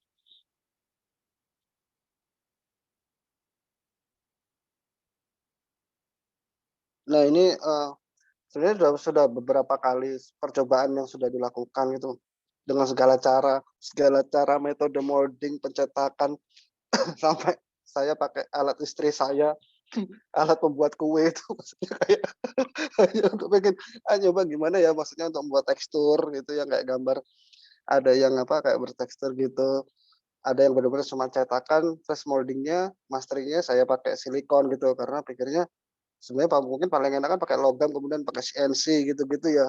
Ya sekarang nggak ada saya gitu kan, maksudnya saya bisanya cuma pakai pesan di online silikon rubber kayak gitu-gitu, saya cetak gitu udah gitu. Maksudnya, tapi ada keutamanya juga, ini fleksibel kan, jadi, bisa mempercepat proses gitu. Ketika posisi nggak harus kering itu bisa dicabut, kita nyetak yang lainnya gitu, untuk duplikasinya dan sebagainya kayak gitu-gitu. Oke bisa next mungkin. Ini akhirnya setelah proses panjang mungkin setahun lah saya coba eksplorasi itu, ada beberapa identifikasi permasalahan yang akhirnya yang pertama uji material ampas ini sendiri gitu, maksudnya apakah ini ketahanannya seberapa kuat gitu kan, mungkin kan perlu diukur gitu ya.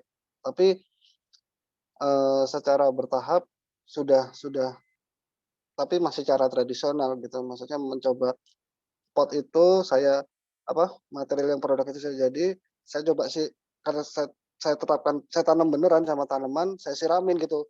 Siraminnya juga bukan yang, eee, sedikit-sedikit tuh saya ekstrim gitu, yang langsung gue siram. Saya pengen tahu ini ketahanan, kekuatannya ini kayak gitu-gitu. Itu yang masih perlu kajian lebih dalam gitu. Terus masalah keramahan ketika misalkan nanti masuknya yang kedua ini kayak klasifikasi produk berbahan ini kira-kira bisa nggak ya, maksudnya masuk ke produk yang, eee, produk konsumsi gitu. Misalkan kayak saya itu sangat-sangat tertarik dengan produknya pelepah itu kalau, teman-teman tahu gitu, yang dari eee, lupa aku daun apa itu yang jadi pengganti kemasan styrofoam itu. Tapi itu kan memang karena kekuatan material pelepah itunya sendiri yang memang sudah hebat gitu, maksudnya itu penemuan keren sih gitu. Tapi kalau misalkan ini apakah bisa gitu masuk ke ranah itu produk yang akhirnya jadi produk apa yang dikonsumsi sama orang gitu, jadi kayak kemasan kayak gitu kan lebih massal kayak gitu-gitu. Harapannya sih bisa menggantikan itu tadi kemasan plastik, terus kaleng, terus apa, eee, kaca dan lain sebagainya yang mungkin ketika dibuang ya itu terjadi sampah organik.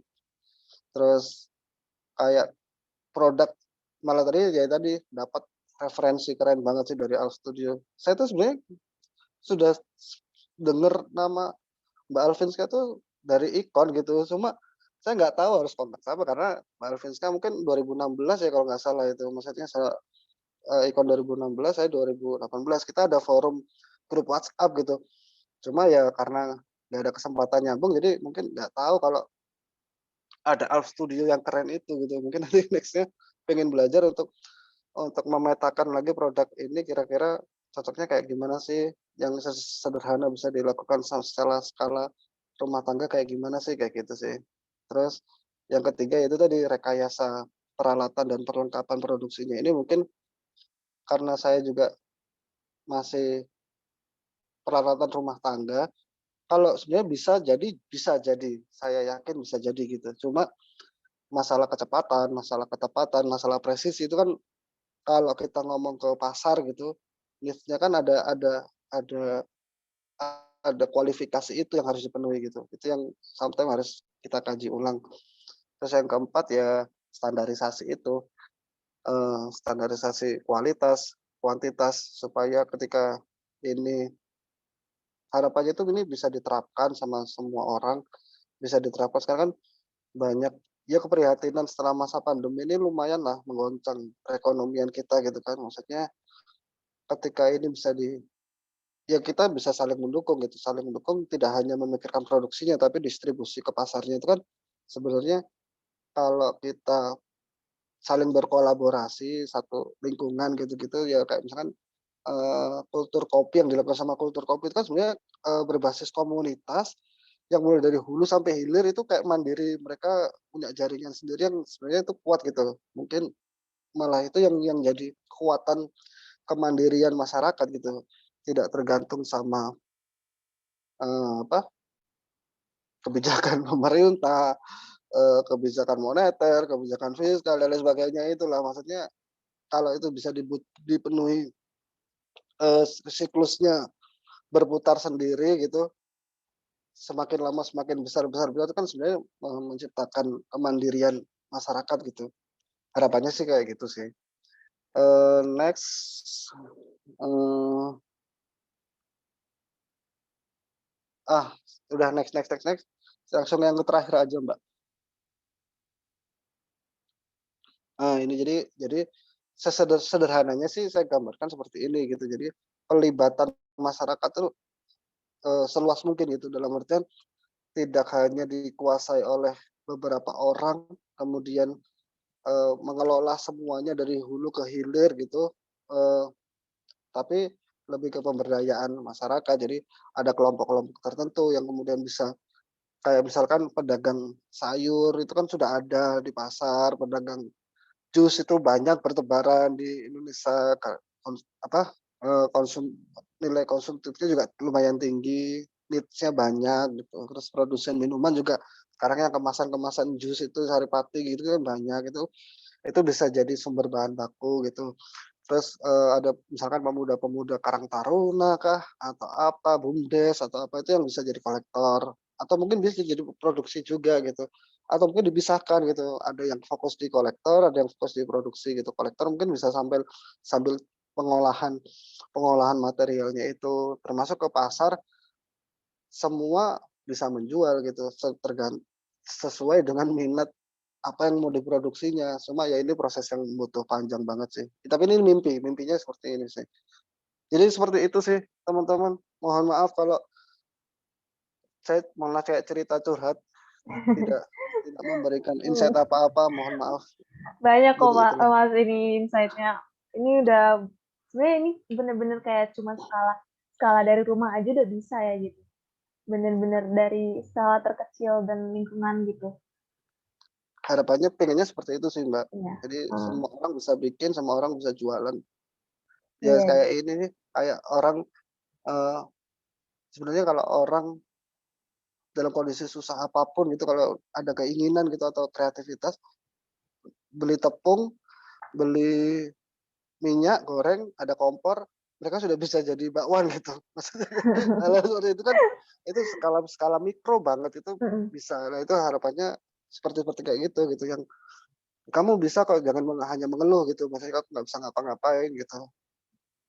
iya, Cuma iya. ya mungkin butuh kesadaran, misalkan, tapi referensi YouTube kan banyak gitu Mbak sekarang. Iya. Apa sih kita cari di YouTube itu di Google apa yang nggak bisa gitu, kita mau bikin apa gitu, kayak gitu-gitu. Tapi harapannya ini jadi new material yang berangkat dari permasalahan mikro itu juga sendiri gitu, anunya Mbak. Iya. Wah, banyak banget sih poinnya Mas ini.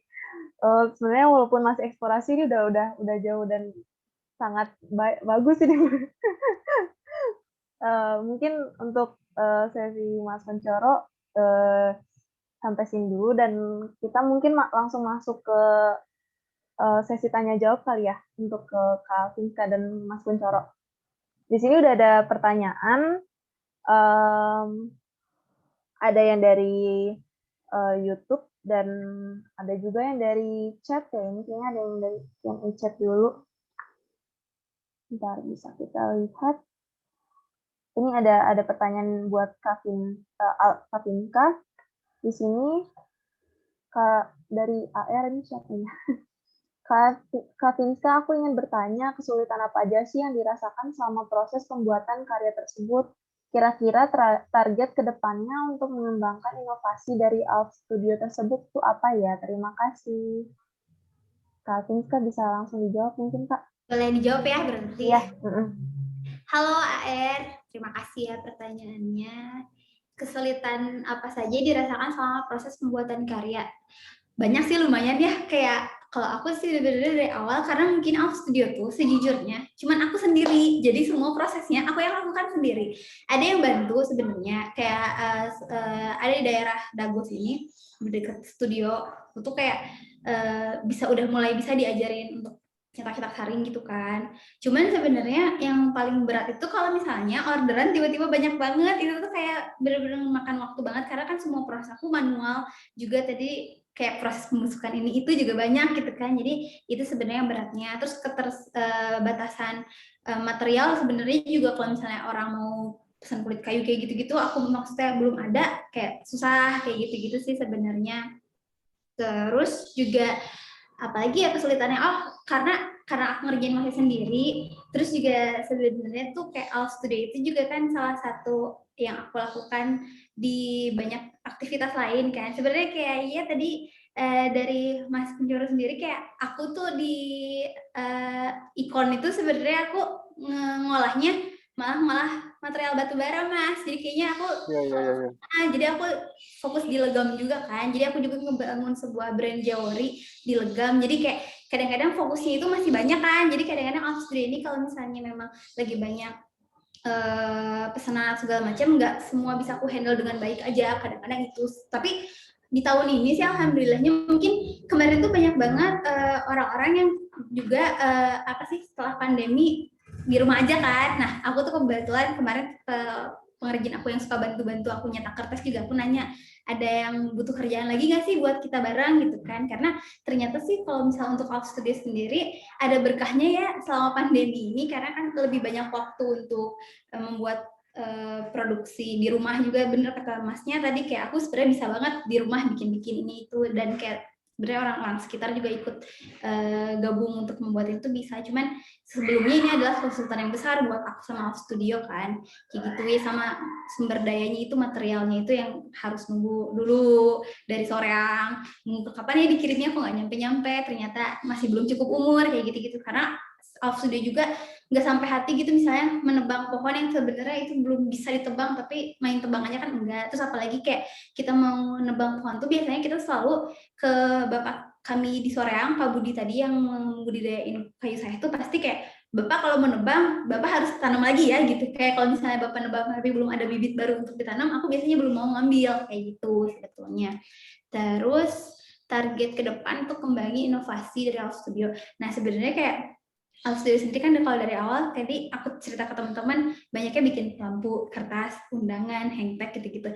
Sebenarnya kemarin itu waktu pandemi juga ini karena berkah pandemi ya ada aja gitu ternyata nilai baiknya dari suatu kejadian tuh kayak kemarin aku ada banyak waktu di rumah kayak cobain dari si kertas-kertas tersebut dicoba bikin kain, dicoba bikin apa sih namanya baju segala macam.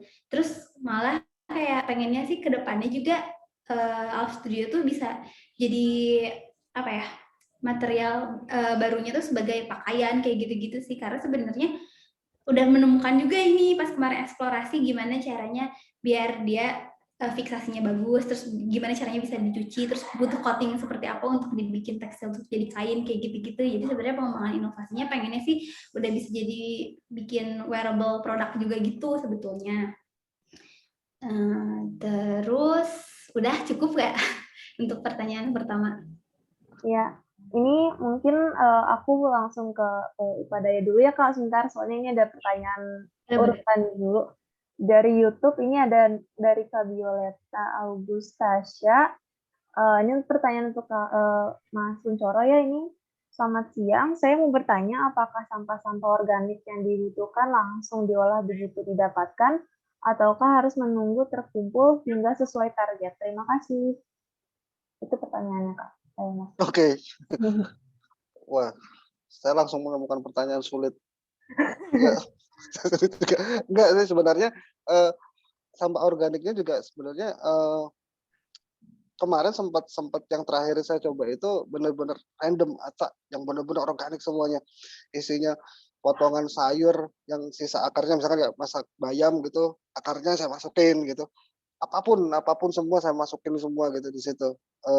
Kecuali kayak telur gitu enggak. Maksudnya kayak apa? Cangkang telur enggak gitu. Yang keras-keras enggak gitu. Ya udah saya masukin, saya olah gitu.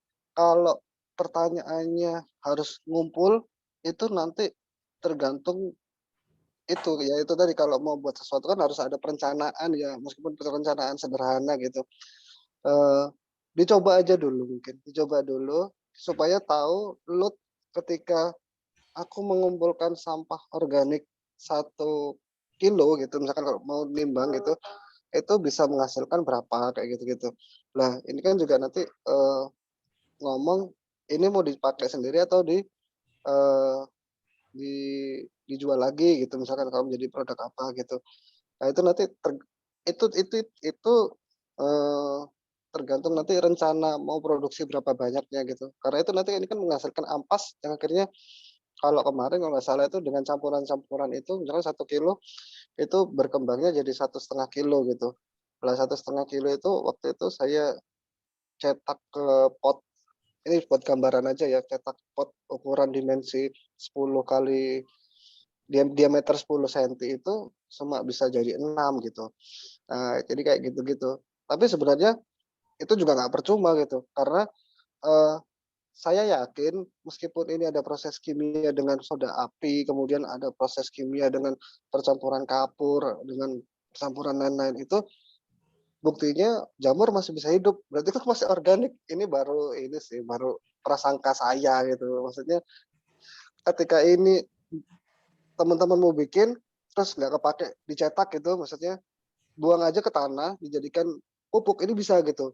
Insya Allah ya, tapi belum ada kajiannya. Jadi saya nggak tahu. Tapi ini kan karena ini sampah organik gitu.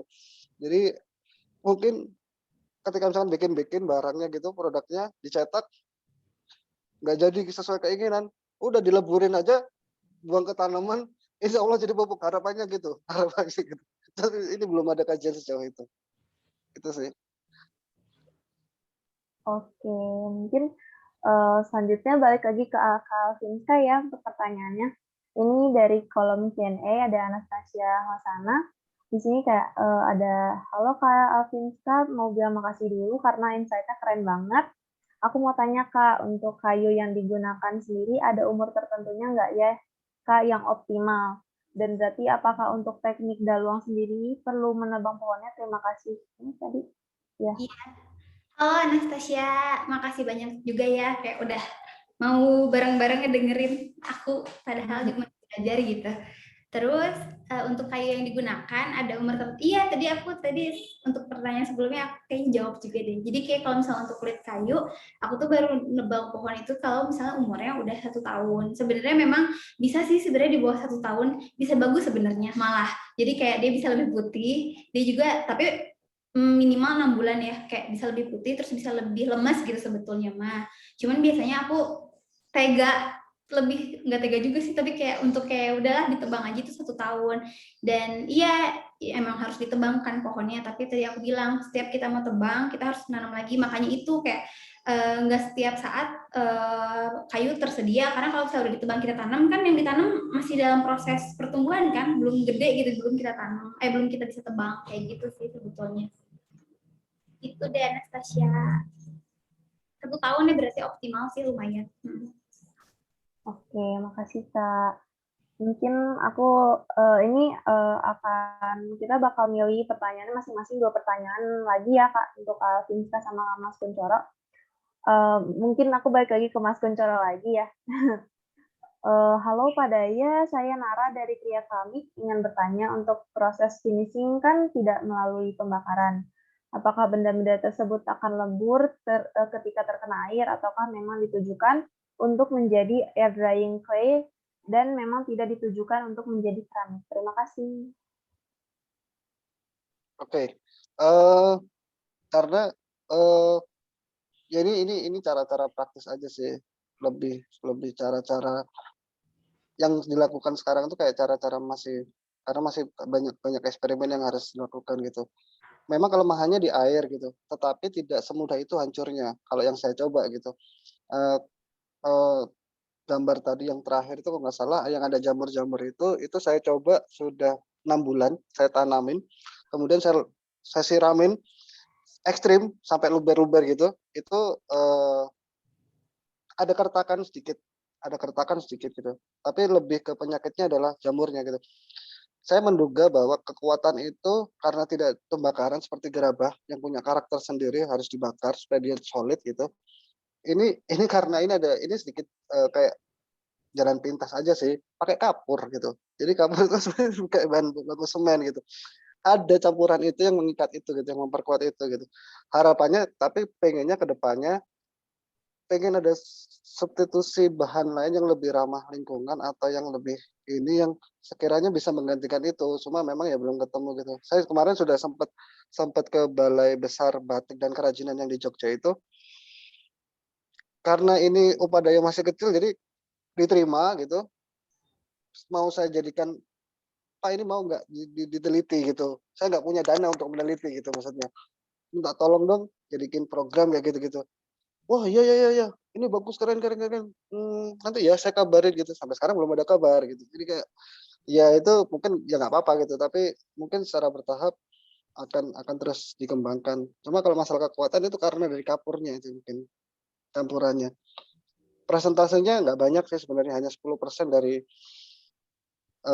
total keseluruhan ininya. Cuma itu kan sudah sebenarnya kalau ngomong ini material organik ya enggak, ini mix material sih sebenarnya Mas kan. Enggak murni. Oke, makasih atas jawabannya Mas Kuncoro. Ini ada pertanyaan lagi untuk Alfinska, ini dari YouTube. Dari Rifan Putri, kenapa Art Studio memilih untuk membuat kertas atau kain? Apakah kertas tersebut dapat diaplikasikan untuk di-print pada printer atau di-emboss? Terima kasih. Halo, tadi aku jawab ya. Kayak kenapa kertas atau kain? Maksudnya karena kan kalau aku dulu kan kain tekstil itu adalah basic ilmu aku, sedangkan kertas mungkin karena aku bosan kayak mau dibuat apa lagi gitu untuk kan kalau misalnya bikin fashion kan pasti bikin kain kan ditenun lagi atau di weaving lagi, jadi kayak aku mencari sesuatu yang kayak yang memang jarang dilakukan gitu, jadi aku kayak mencoba mengolah menjadi paper. Terus tadi apa selanjutnya tadi apakah kertas tersebut dapat diaplikasikan untuk di-print pada printer atau di-emboss? Nah, kertas aku tuh yang surat al ini nggak bisa di print. Jadi dulu tuh sempat Zentech kalau ada nama tempat printing di Bandung satu-satunya yang mau menerima ngeprint kertas bukan. Tapi sekarang dia udah nggak mau lagi, ternyata kertas aku itu potensi merusak mesin sangat besar. Jadi tuh dalam kertas aku ini banyak banget serat-seratnya. Jadi serat-serat dan bulu-bulunya juga kan di pinggirannya dia tidak benar-benar rata ya, jadi banyak banget bulu-bulu. Nah ini tuh yang dia bakalan memutar katanya di dalam printnya. Jadi sampai hari ini udah nggak ada lagi tempat print yang mau nerima kalau aku pengen ngeprint. Dan aku juga pernah coba akhirnya kayak coba pakai printer sendiri pasti bisa gitu. Cobalah aku ngeprint, tapi ternyata rusak. Jadi kayak aku selama ini kayak kalau misalnya mau ngeprinting sesuatu kayak ilustrasi segala macam, pakainya sablon. Jadi harus di sablon. Kalau di emboss masih bisa. Jadi di emboss tuh kalau di emboss, foil, flocking, kertas ini masih bisa, tapi untuk di print dia nggak mau. Jadi selama ini kayak kalau misalnya butuh ngeprint aku di sablon warna kayak gitu. Oke, makasih Kak jawabannya. Aku lanjut lagi ya ke Mas Kuncoro ya. Ini pertanyaannya adalah dari Grace. Siang, terima kasih atas pemaparannya. Saya ingin bertanya apakah ada kualifikasi khusus untuk sampah organik yang dibutuhkan untuk kemudian diolah menjadi produk? Terima kasih.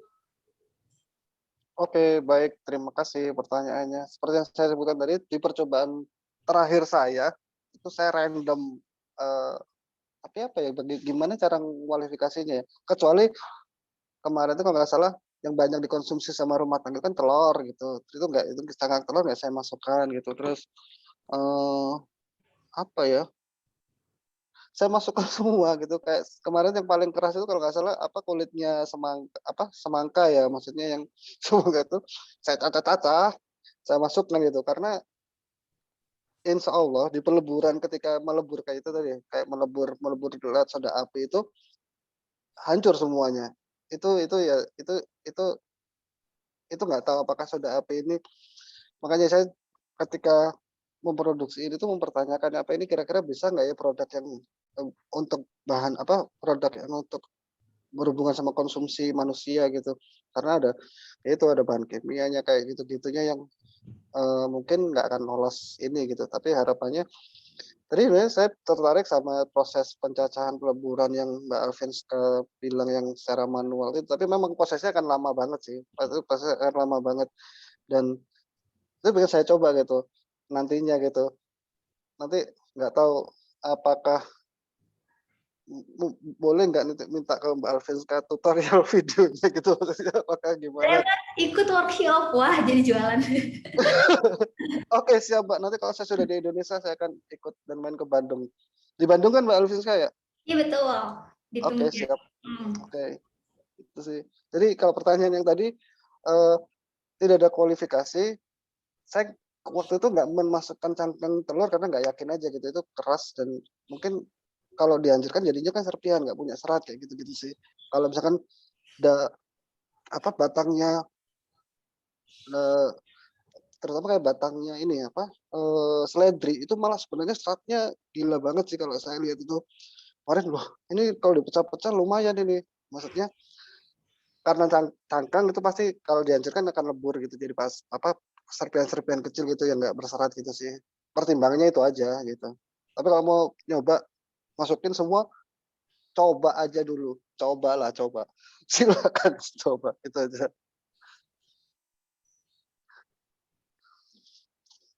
Oke, makasih Mas Kuncoro atas penjelasannya. Mungkin tadi pertanyaan terakhir ya, soalnya emang udah waktunya juga udah habis. udah mau jam 3 juga gitu. Mungkin disudahi dulu ya Kak untuk dan Mas Kuncoro untuk sesi tanya jawab ini gitu. Mungkin setelah ini aku mau nginfoin dulu ya sebelum menutup acara ini. Aku mau nginfoin lagi Binar 2021 akan mengadakan main event pameran karya pada tanggal 12 hingga 16 April di website resmi pameran Binar dan akan diadakan kegiatan artis talk pada hari terakhir main event tersebut. Nah, sekali lagi aku mengucapkan terima kasih pada media partner yang telah mendukung acara kami, yaitu Kultur Lokal dan Bandung Connect. serta terima kasih banyak kepada Upadaya Indonesia dan Playo.id yang telah mensupport acara pre-event kami. Terima kasih juga kepada para pembicara yang telah hadir. Makasih ya Kak, makasih Mas Kuncoro yang telah hadir dan mendukung keberjalanan acara pre-event kami. Semoga ilmu yang tersampaikan pada hari ini akan bermanfaat untuk kita semua. Makasih banyak untuk insight-nya Kak dan Mas Kuncoro. Untuk selanjutnya akan ada sesi dokumentasi foto bersama dulu Kak sama Mas Kuncoro. Untuk itu tolong panitia untuk sesi dokumentasinya mungkin bisa ditolong. Oke, dokumentasi mulai sekarang ya. 1, 2, 3.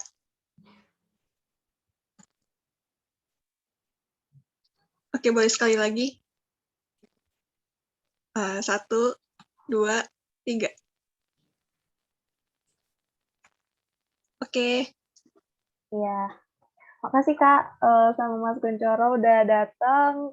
Mohon maaf kalau misalkan saya sebagai moderator ada kesalahan. Makasih juga udah hadir di pre-event pameran Binar 2021 ini. Ditunggu kehadirannya ya semuanya teman-teman sama Mas Kuncoro sama Kak di main event kami gitu. Selamat siang semuanya. Makasih. Selamat siang. Terima kasih.